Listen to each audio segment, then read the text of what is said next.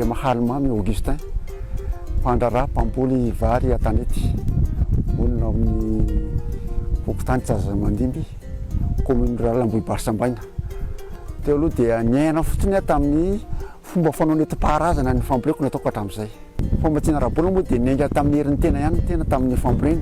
Izay kinanana teo an-tanana zany no entina nanomanana sy niasana ny zavatra izay natao rehetra.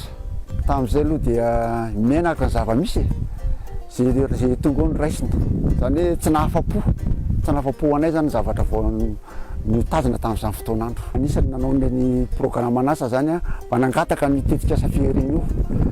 Amin'izao fotoan'izao nefa tojan'izay zavatra nirina zay amin'izao fotoan'izao, ary niezaka zay nanatsara, nanabe vo zany, nanao misy zay fomba rehetra araka ny teknika nanananay hoentina nanatsarana zany tetika asa zany. Tena nanampy be anay tokoa aloha le tetika asa fihirina tamin'ny resaka arabola, satria ny zavatra nataonay dia nitombo.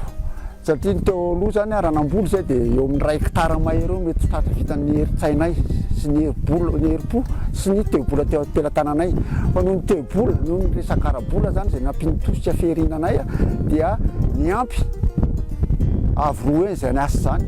Ka tratranay ny 2 hectares 50 zany amin'izao fotoan'izao amin'izany fambolem-bary zany, noho ny tosika nataon'ny fihirina amin'ny resaka arabola zany rehetra zany. Nisy ny fifohanana niarana tamin'ireo tao amin'le ministère fambolena tao ambany andrefana. Zany rehetra zany dia anisany nanampy tosika be dia be tamin'ny resaka fambolena. Raha ny fahitako ny tetika asa fihirina amin'ny ankapobeny dia tsapako zany fa dia mitondra soa tombontsoa misy kokoa anay tatsaly izy. Ny fanirinay amin'izay tosika rafihirina dia mba hitohy hatrany zay zavatra atao zay, ary mangataka zay zany mba tsy hijanona hatreo amin'le programme voalohany ihany ny tosika fihirina fa hitohy amin'ny manaraka ihany le tosika fihirina hoentina hanabe vo sy hanatsara ny fiainan'ny tatsaly tsirairay avy.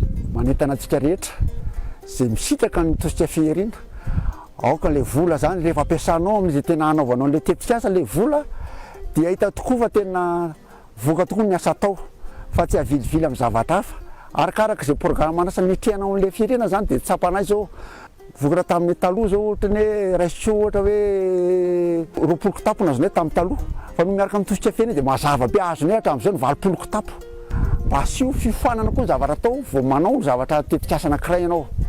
Eto ny tenanay dia manao fisaorana sy fankasitrahana any président Andry Rajoelina fa izy no andry ny ankinana totona fotsiny navitany izao tetika asa ngezabe zao, ka dia mankasitraka makatelanao président amin'izany asa lehibe ho anay zao. Tanteraka ao tokoa zao le velirano hoe atsoatsika dia tsy anafatra sakafo tsony fa dia aleo tena ara-tsakafo manomboka zao. Ka dia mankasitraka tompolahy, saotra betsaka président fa dia vela fanapahana fitondrana ianao, saotra ny tompo.